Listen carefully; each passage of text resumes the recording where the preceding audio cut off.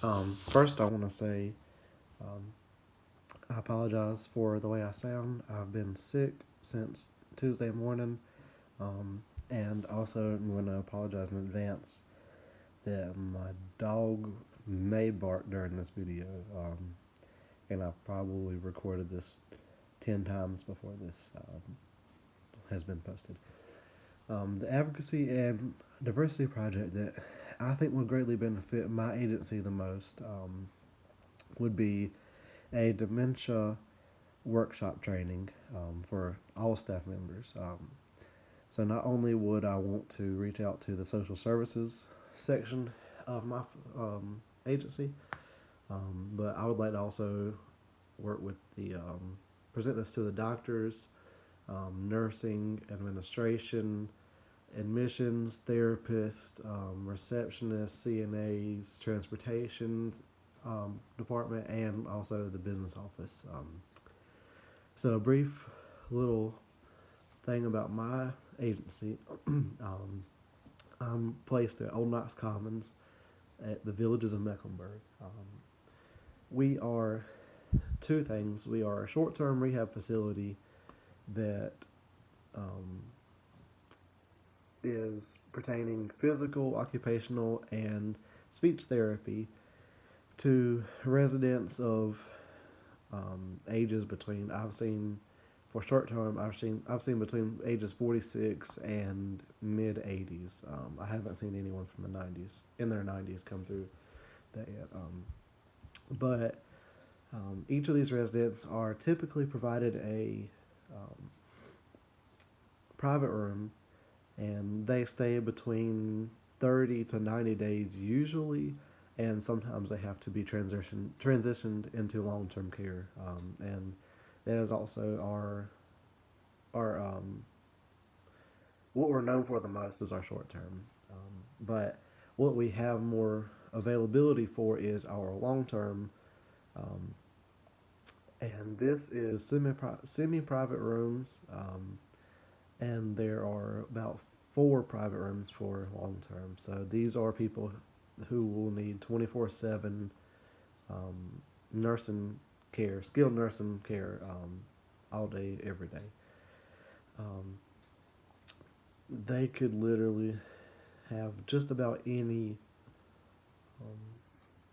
reason that they are in there, from strokes to dementia. Um,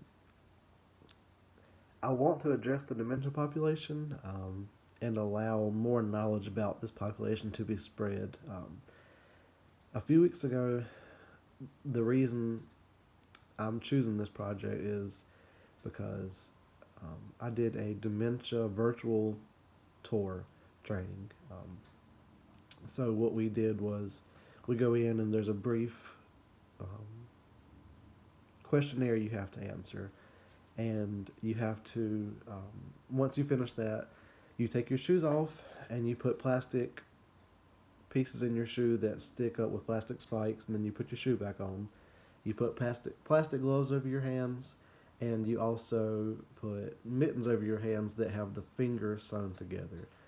From there, you're told something very fast, almost so fast that you can't understand it, and then you are rushed very quickly to another room. When you get to this room, the door's shut, and when you before you go in the room, the facilitator of this training will place these glasses over your eyes that are tinted, and they have holes in the middle of it. Um, that way, it kind of blocks your vision just a little bit.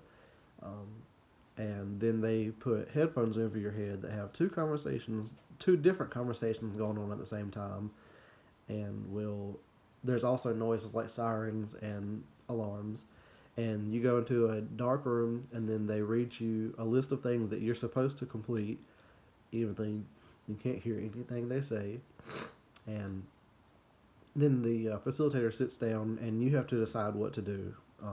The first thing I noticed in there was that the room was a complete disaster. Nothing was in place, so I just began cleaning the room, and that's just what I assumed I was supposed to do.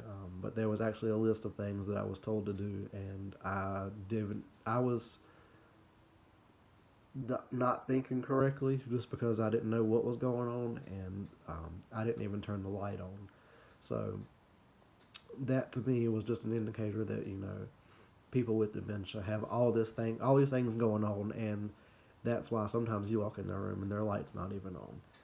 Um, so following this training, um, I knew what I was going to do my project on. Um, I was informed on many things of dementia myself um, at while going through this training, even though I thought I knew a lot about it.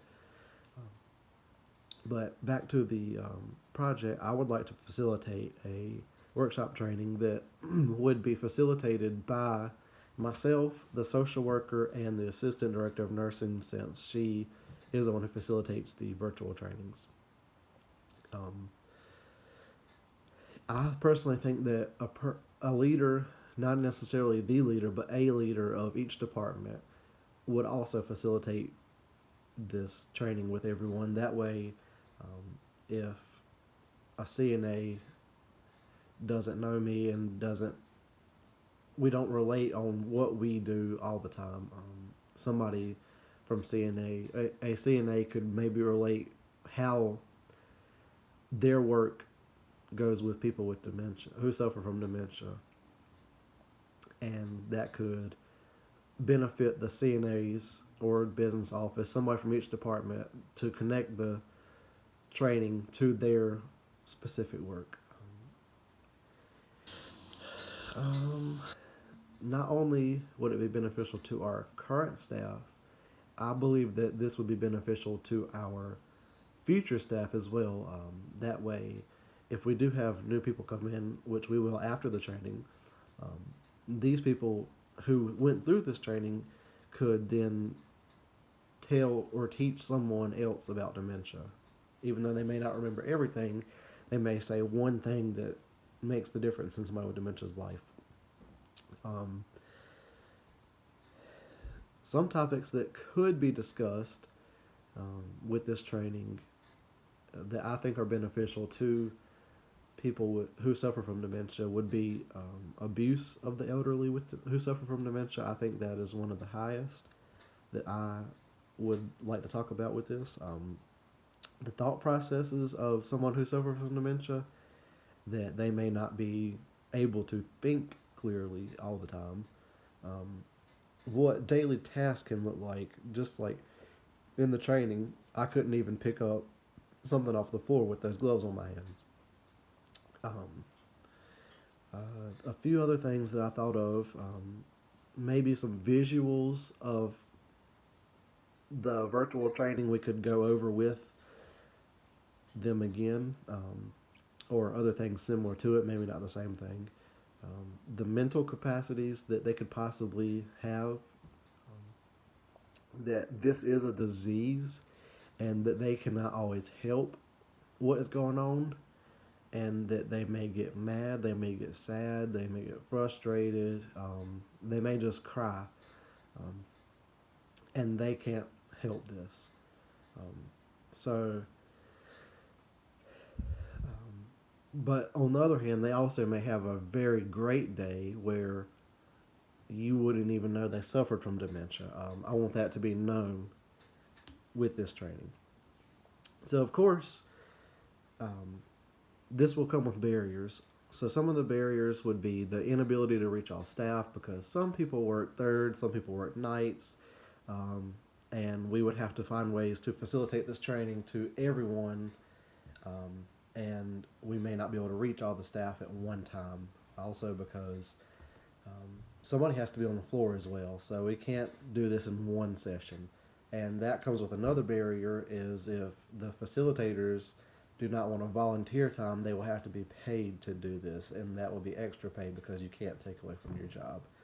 Um, but in the long run, the more our staff is being trained about this specific group of people, the better our facility will be overall, because people with dementia are at a higher risk of elder abuse.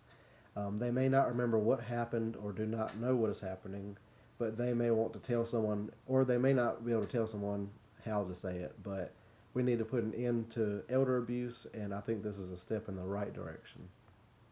Thank you.